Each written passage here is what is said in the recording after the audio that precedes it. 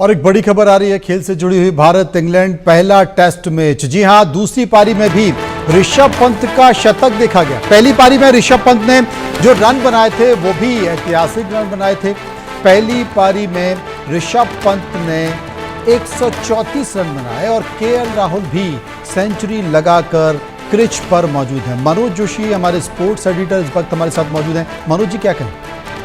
60 से ऊपर की बढ़त हो गई है भारत की और ऋषभ पंत का दोनों पारियों में जो सेंचुरी इन्होंने बनाई है विदेश में जाकर, मैं कहूंगा अद्भुत है, ये बेहतरीन है। और वो भी ऐसे समय में जबकि 2.61 की रन रेट से रन बन रहे थे लंच तक, लेकिन उसके बाद 5 रन प्रति ओवर की गति से रन बनने लगे। यानी बेसबॉल का जवाब बहुत अच्छे तरीके से भारत ने बेसबॉल वाले अंदाज में दिया है। तो अब यहां से भारत अब जीत के बारे में सोच सकता है, लेकिन यहां एक फियर फैक्टर यह है कि जो लीड्स का मैदान है, यहां 300 साढ़े 300 रन चेज होते रहे हैं। तो अभी पूरी तरह से खतरा टला नहीं है। यहां पर जितना कमिटमेंट के साथ ये खेल रहे हैं या केएल राहुल खेल रहे हैं, केएल राहुल अपनी सेंचुरी मुकम्मल कर चुके हैं और यदि ये बढ़त 350 प्लस की हो जाती है तो भारत के लिए इंग्लैंड को हराने का यह सुनहरा मौका होगा।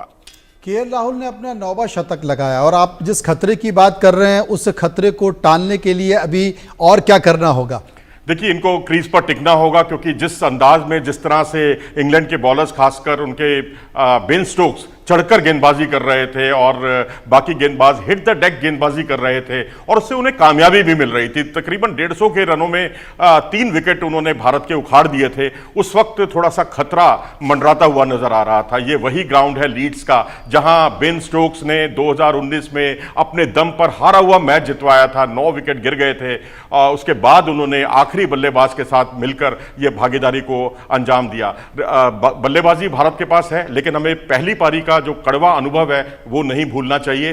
बेशक 3 सेंचुरियां भारत की तरफ से लगी, बेशक केएल राहुल ने 47 रन की पारी खेली, लेकिन बाकी खिलाड़ी 11 या 11 से नीचे ही रन बना पाए, दहाई तक भी नहीं पहुंच पाए। 41 रन में 7 विकेट भारत ने खो दिए। तो अब ऐसी स्थिति में मैं समझता हूं कि शिथिलता या निष्क्रियता या ओवर कॉन्फिडेंस महंगा साबित हो सकता है। तो कोशिश यही होनी चाहिए कि आप जितना कंसिस्टेंटली इसी तरीके से खेलते रहें और आज का दिन पूरा निकालें। और अगर बढ़त आपकी 400 को टच करती है, नहीं करती, तो आप कल भी आधे घंटे या 1 घंटे के खेल में जो है एक्सेलरेट कर सकते हैं, अगर आपके पास ओवर बचे हुए हैं, विकेट बचे हुए हैं तो। जी, 260 की बढ़त अभी दिखाई दे रही है। आपने कहा कि अगर ये बढ़त 400 टच करती है तो शायद खतरा टल सकता है, लेकिन आपको लगता है अगर ये दोनों खिलाड़ी किच पर जमे हुए, अच्छा है, बेहतर खेलें, लेकिन अगर आपको लगता है कि अगर एक भी विकेट गिर गया तो इसके बाद कौन कौन से ऐसे खिलाड़ी हैं जो इस टीम को ताकत देंगे और जिस 400 का टारगेट चेस करने की बात कर रहे हैं वहां तक टीम को पहुंचाएंगे? देखिए,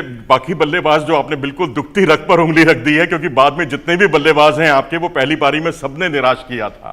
करुण नायर जिन्होंने ट्रिपल सेंचुरी बनाई, सहवाग के अलावा अकेले भारतीय खिलाड़ी हैं जिन्होंने टेस्ट क्रिकेट में ट्रिपल सेंचुरी बनाई है, लेकिन वो पहली पारी में 0 पर आउट हुए। 8 साल बाद वो वापसी कर रहे हैं। रविंद्र जडेजा केवल 11 रन बनाकर आउट हुए। शार्दुल ठाकुर आलोचनाओं के मुख्य केंद्र में है।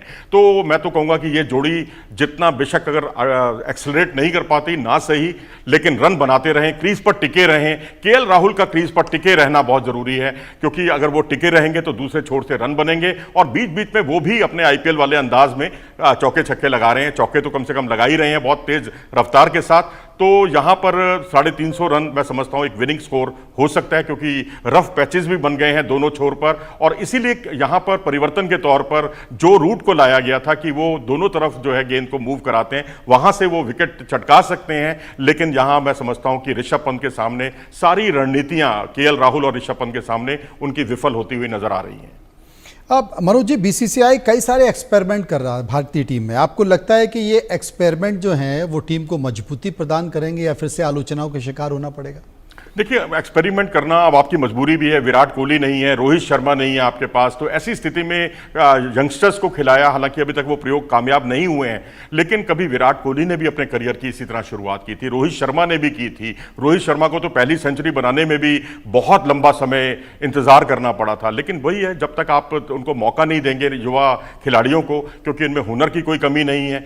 सुदर्शन हालांकि उस कसौटी पर खरे नहीं उतरे, पहली पारी में 0 पर आउट हुए, दूसरी पारी में एक कैच भी छूटा। पहुंचा, 30 रन बना पाए, लेकिन वो 30 रन बहुत ही महत्वपूर्ण थे क्योंकि एक विकेट भारत ने बहुत जल्दी खो दिया था और उसके बाद दोनों बल्लेबाजों ने पारी को आगे बढ़ाया, बखूबी आगे बढ़ाया। तो मैं समझता हूं कि आज यहां पर हर बल्लेबाज अगर कंट्रीब्यूट करेगा अपनी तरफ से, वो स्थिति नहीं आनी चाहिए पहली पारी की कि 3 सेंचुरियां लग गई, एक 47 बन गए और उसके बावजूद आप पौने 500 के स्कोर तक नहीं पहुंच पाए।